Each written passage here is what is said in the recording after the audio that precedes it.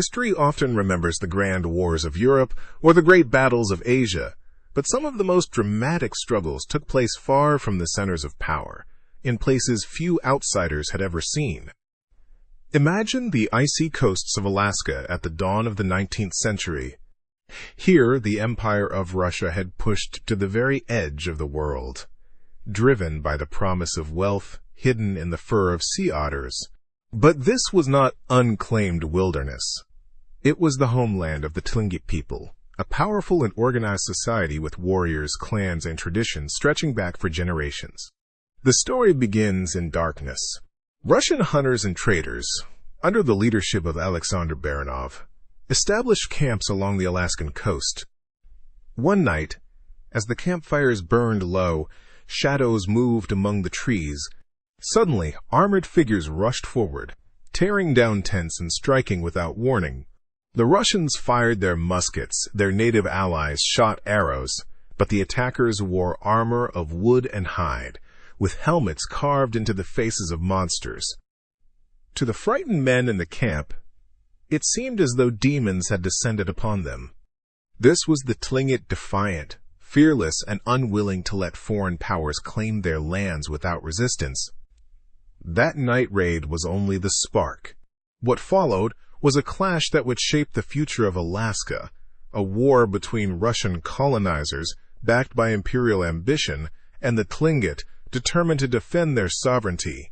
In this video, we will explore how the Russians arrived, why the Tlingit resisted so fiercely, and how the conflict unfolded in blood, fire, and ultimately uneasy diplomacy. Stay with me, because this is not just a story of muskets and arrows. It is a lesson in resilience, adaptation, and the limits of empire. After surviving the first clash, Aleksandr Baranov understood one thing clearly: Russia's presence in Alaska could not be secured by temporary camps. To project strength and protect their trade, they needed something permanent. And so, on the rugged shores of Sitka Sound, Baranov ordered the construction of a new stronghold, Fort Mikhailovskii, named after the Archangel Michael. To outsiders, it looked like a symbol of Russian determination. Wooden walls rose against the misty coastline, cannons were positioned at the ready, and the Orthodox cross was planted firmly in the ground. But beneath the surface, the fort rested on uneasy ground. The Tlingit chief who had allowed the Russians to build there did so with hesitation, aware that the price of permitting a foreign fort could one day be war. For the Russian traders and hunters, the fort promised safety and profit. They dreamed of dominating the fur trade, sending endless shipments of sea otter pelts to China and beyond. Yet daily life inside was harsh. The men faced leaking roofs, freezing winters, dwindling supplies, and constant fear of attack. Rumors spread quickly, whispers that the Tlingit were planning retaliation, that warriors watched from the forests just beyond the clearing. Meanwhile, the Tlingit watched with growing alarm. This was not a temporary camp they could raid and drive out. This was a permanent intrusion, a statement that Russia intended to claim not only resources but land itself. To them, the wooden walls were more than timber. They were a declaration of imperial authority on their ancestral shores. Thus, Fort Mikhailovskii became more than just a structure. It was the spark that transformed suspicion into hostility. Both sides knew the peace would not last. The question was not if violence would return, but when. To truly understand why the conflict escalated, we must first step into the world of the Tlingit people. Long before Russian sails appeared on the horizon, the Tlingit had thrived along the misty islands and icy fjords of southeast Alaska. Their society was anything but primitive. It was structured, resilient, and deeply rooted in clan identity. Every Tlingit belonged to one of two great divisions, the Raven or the Eagle moiety. These were not just symbols, they shaped every aspect of life. Marriage could only occur between opposite groups, ensuring alliances across clans. Within each moiety, clans traced their ancestry, displayed crests on towering totem poles, and held rights to fishing grounds, hunting territories, and sacred stories. Warfare, too, was woven into their culture. Tlingit warriors were trained from a young age to endure pain and seek honor. They wore layered hide armor, wooden cuirasses, and carved helmets, grim faces of animals and spirits, meant to terrify enemies. Their weapons ranged from spears and daggers to bows and, increasingly, muskets acquired through trade. These were not scattered raiders. They were disciplined fighters defending their homeland. Yet war did not define all of life. The Tlingit were skilled traders and resource managers. Each summer, families moved to fishing camps to harvest and dry salmon, the foundation of their diet. They hunted seals, deer, and whales, gathered shellfish and berries. Surpluses supported elaborate potlatch ceremonies, where chiefs displayed wealth through generosity, distributing blankets, copper plates, and jewelry. Power was measured not only by what you owned, but by what you could give away. This balance of war, wealth, and ceremony created a people both proud and prepared. When the Russians built their forts, the Tlingit did not see settlers, they saw invaders threatening the harmony of their world. And they were ready to resist. The Russians believed they held an advantage, muskets, cannons, and European military discipline, but what they underestimated was the Tlingit capacity to adapt. Unlike some peoples caught off guard by foreign technology, the Tlingit quickly recognized the importance of firearms and sought them out wherever possible. Although Baranov forbade his men from trading guns to the locals, others were not so cautious. American and British merchants roaming the Pacific saw opportunity.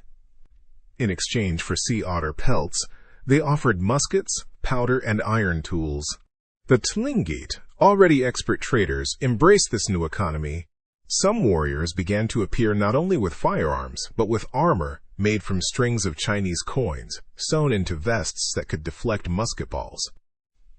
It was a remarkable fusion of global commerce and indigenous ingenuity. And yet, weapons alone did not guarantee victory. The Tlingit also integrated these tools into their existing traditions of warfare. They built stronger fortifications, designed not merely as wooden walls, but as palisaded forts with gun ports for cannons and rifles. Their ambush tactics became deadlier when enhanced with gunfire. Even their ceremonial war paint and carved helmets gained new symbolic power when combined with the thunder of imported weapons. To the Russians, it was a troubling sight. Enemies who looked like spirits of the forest, armored in hide and wood, now firing the same guns the Empire relied upon. For the Tlingit, these new arms were more than weapons. They were proof that outsiders could be beaten at their own game. By the dawn of the 1800s, the balance of power in Alaska was shifting. The Russians still had ships and cannons, but the Tlingit were no longer simply resisting with spears. They were becoming a force armed with the tools of the wider world, ready to meet empire on equal terms. By the early 1800s, Alaska's coastlines were no longer quiet waters of trade and fishing. They had become a frontier on the verge of open war. At the heart of the tension was not just culture, but resources. For generations, the Tlingit had relied on the rich populations of salmon, seals, and especially sea otters. Sea otter pelts were prized locally, but to the Russians they were nothing less than liquid gold, fetching enormous profits in China. Driven by this hunger, Russian hunting parties, often supported by indigenous allies from the Aleutian Islands, pushed deeper into Tlingit territory. These hunts were relentless, sometimes depleting otter populations in areas the Tlingit considered part of their economic lifeline. What had once been a shared natural abundance was turning into scarcity. To the Tlingit, this was not simply lost trade. It was a threat to their way of life. Where still, contact with the Russians was often marked by abuse and violence. Reports spread of Tlingit people imprisoned, killed, or robbed by Russian hunters. Villages that had once cautiously traded now seethed with resentment. Chiefs who had tolerated Russian forts began to question whether they had invited danger into their lands. Baranov sensed the rising hostility and tried, at times, to restrain his men. He forbade unnecessary plundering and urged caution. But the damage was already done. Each insult, each act of theft or bloodshed, added to the fire of revenge burning across Tlingit clans. What made matters worse was that the Tlingit were no longer isolated in their anger. Through intermarriage, trade, and clan alliances, word spread quickly from village to village. Former rivalries between clans began to soften in the face of a shared threat. The Russians were no longer dealing with scattered communities. They were facing the beginnings of a united resistance.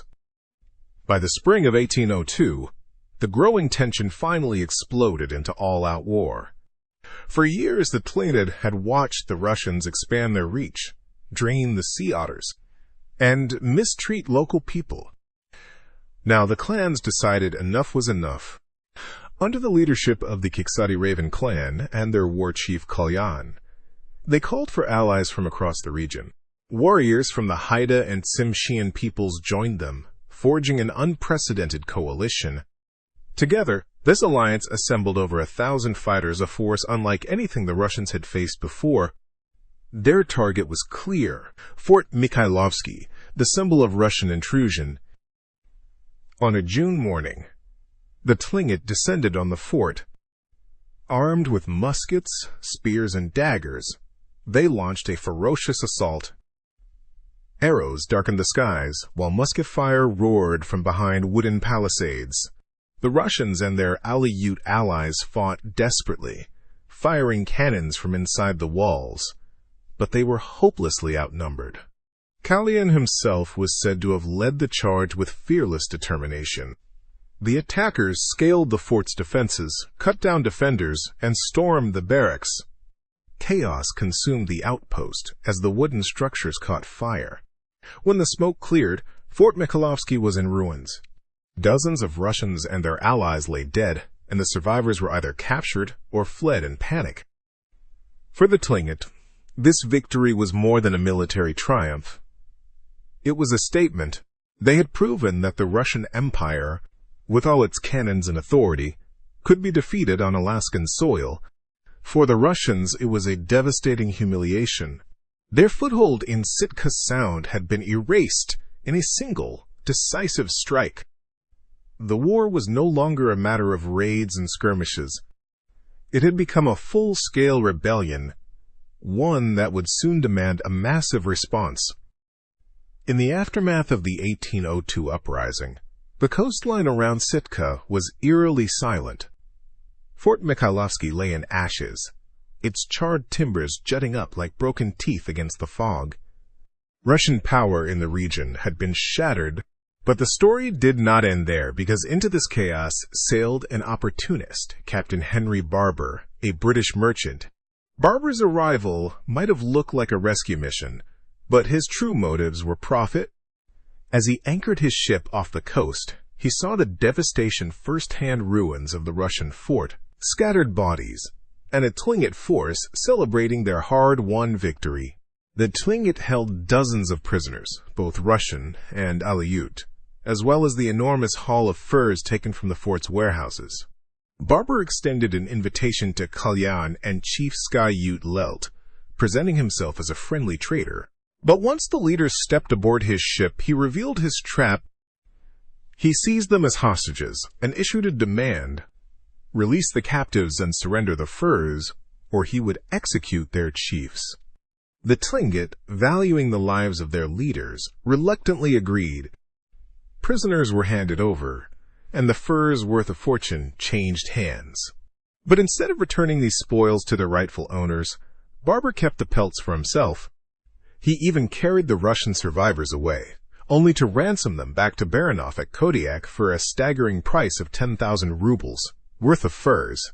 This episode was a cruel reminder that Alaska was not just a stage for Russians and Tlingit. It was a global arena where British and American traders inserted themselves, sometimes inflaming tensions for their own gain. To Baranov, Barber's actions were infuriating, but they also highlighted a deeper truth. Foreign powers saw Russia's weakness, and the empire's grip on Alaska was far from secure. The destruction of Fort Mikhailovskii was a humiliation the Russian-American company could not ignore. For Aleksandr Baranov, the loss was not just about profits.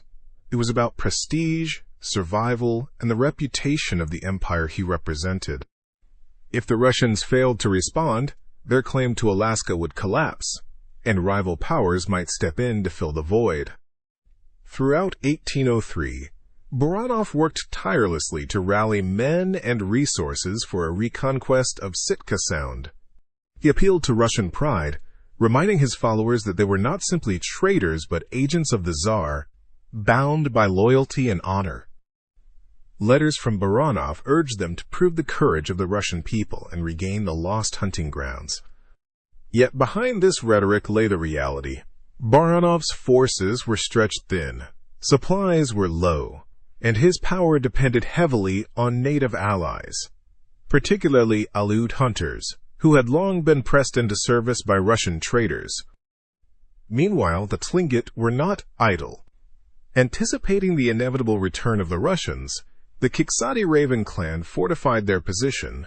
They abandoned vulnerable villages and constructed a massive defensive structure known as the Sapling Fort. With thick wooden palisades, gun ports, and reinforced gates, it was designed to withstand cannon fire and repel naval assaults. Inside, warriors stockpiled weapons and prepared for a fight to the death under the leadership of Kalyaan, who had already proven himself in the 1802 uprising. By the summer of 1804, Baranov's preparations reached a new level when he gained unexpected support. A Russian naval ship, the Neva, fresh from completing the first Russian circumnavigation of the globe, arrived in Alaska. With its cannons and seasoned crew, the Neva gave Baranov the firepower he desperately needed. The stage was set, a determined empire on one side, the defiant people on the other. The showdown at Sitka was about to begin. On a crisp October morning in 1804, the waters of Sitka Sound churned with sails and smoke. Baranov's fleet, reinforced by the Russian naval ship Neva, advanced toward the imposing walls of the Sapling Fort, the stronghold of the Kiksadi Raven clan. For 2 years, both sides had prepared for this moment, the Russians for reconquest, the Tlingit for survival. Inside the fort, warriors armed with muskets, spears, and cannons taken from earlier conflicts stood ready. At their head was Kalyaan, their warchief. Before battle, he smeared his face with charcoal in the pattern of a raven, symbol of his clan, and donned a fearsome carved helmet. In his hands, he carried a blacksmith's hammer seized during the 1802 uprising, a weapon that had become his personal emblem of defiance. The Russian assault began with cannon fire, thunder echoing across the bay. Waves of Allied fighters and sailors pushed forward, hauling artillery through the mud. But as they neared the walls, the Tlingit opened fire. Muskets cracked from the fort's gun ports, arrows hissed through the air, and a sudden sortie of warriors surged out, striking the attackers' flanks. In the chaos, Baranov himself was wounded, shot through the arm. Around 10 Russians were killed, with many more injured. For days, the Sapling Fort withstood bombardment. The Neva's cannons blasted its walls, but the structure held firm. Yet inside, the Tlingit faced a grim reality. Their supply of gunpowder was dwindling. Without ammunition, they could not hope to win a prolonged siege. Recognizing the danger, Kalyaan and the Tlingit elders made a painful decision. Under cover of darkness, they evacuated women. And finally, the warriors themselves. Retreating through the forests and mountains, they carried their spirit of resistance with them, leaving the fort eerily silent when the Russians entered days later. When Russian forces entered the Sapling Fort on October 7, 1804, they found not triumphant spoils of war, but a haunting silence. The fort, once brimming with defenders, was abandoned. Inside, they discovered heartbreaking signs of desperation. Several elderly people and children who had been left behind, some said to have been killed by their own clan rather than be subjected to the brutal hardships of retreat. To the Russians, this was proof of their victory. But to the Tlingit, it was a tactical withdrawal, a refusal to die on someone else's terms. Baranov, determined to erase the memory of his earlier defeat, ordered the Sapling Fort burned to the ground. In its place, he laid the foundations of a new settlement, New Archangel, later known as Sitka. This outpost was not merely another wooden fortress. It was declared the new capital of Russian America. For Baranov, it symbolized resilience, a message to allies and rivals alike that Russia's presence in Alaska would endure. But establishing New Archangel did not end the conflict. In the summer of 1805, Tlingit leaders returned to negotiate. Baranov, recognizing the futility of constant bloodshed, agreed to talks. Over days of ritual dances, exchanges of gifts, and carefully measured diplomacy, both sides found a fragile compromise. Baranov even gave a cherished copper crest to seal the right to settle in the area. Prisoners were released, and trade cautiously resumed. Still, tensions lingered. While some clans accepted uneasy coexistence, others continued to strike back. Northward, Tlingit raiders destroyed the Russian base at Yakutat, killing every settler inside. That fort was never rebuilt. For all the symbols of imperial authority planted in Sitka, Russia's control remained incomplete. The Tlingit had proven they could not be erased. They could only be negotiated with. The founding of New Archangel might have looked like the dawn of Russian dominance, but the reality on the ground was far more fragile. The Tlingit, though forced to abandon Sitka, had not surrendered their spirit or their sovereignty. Instead, they regrouped, biding their time and choosing when and where to strike. One of the most dramatic examples came at Yakutat, a Russian outpost to the north. Here, resentment against the foreigners boiled over. Tlingit warriors launched a sudden attack, overwhelming the garrison. When the smoke cleared, every Russian within the fort was dead, and the settlement itself was reduced to ashes. Unlike New Archangel, Yakutat was never rebuilt. The message was clear. Russian authority could be challenged, and their grasp on Alaska was tenuous at best. These acts of resistance were not merely about revenge. They were about protecting vital resources and ancestral rights. As Russian hunters and their Aleut allies continued to deplete the sea otter population and block access to traditional fishing grounds, the Tlingit saw starvation looming on the horizon. Striking at forts and traders was a way to restore balance, to remind outsiders that the land and sea could not simply be seized without consequence. For Baranov and his men, every new raid was a reminder of the precariousness of their position. They had cannons, ships, and imperial backing, but they did not have numbers. They could not flood Alaska with settlers the way other empires had done elsewhere. Instead, they lived in a constant state of vigilance, surrounded by allies who sometimes wavered and enemies who never forgot. Far from breaking the Tlingit, the wars had forged them into a symbol of resistance, one that would shape relations with Russia for decades to come. By the 1820s, the cycle of battles and reprisals had begun to give way to a fragile, though uneasy, peace. The Russian Empire, despite its ambitions, simply lacked the manpower to conquer Alaska by force. Unlike the mass migrations seen in other colonies, there would be no wave of thousands of settlers pouring into Tlingit lands. Instead, survival demanded a different path: coexistence. Even the Tsar himself recognized this reality. Official orders were sent, forbidding Russian merchants from demanding tribute or forced labor from the Tlingit and other indigenous groups. Instead, the instructions were clear. Traders were to preserve goodwill and avoid anything that might appear to violate native independence. It was an extraordinary admission, an empire acknowledging limits to its own authority on the frontier.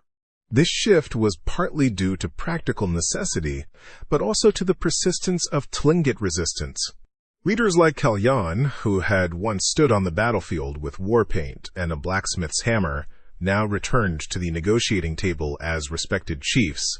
When Baranov retired in 1818, Tlingit leaders, including Kalyaan, came to bid him farewell. It was a moment heavy with irony. Once bitter enemies now shared a cautious respect, forged in blood and hardship. For the Tlingit, this coexistence was not surrender. They retained their villages, their traditions, and their rights to their ancestral lands. Canoes still drifted along the coast, salmon still dried in summer camps, and great totem poles continued to rise over their homes. The empire could build forts and plant flags, but the heartbeat of the land remained Tlingit. The war between the Russians and the Tlingit from 1802 to 1804 was far more than a series of battles over forts and sea otter pelts. It was a confrontation between two worlds, one driven by imperial ambition and profit, the other by ancestral duty, survival, and honor.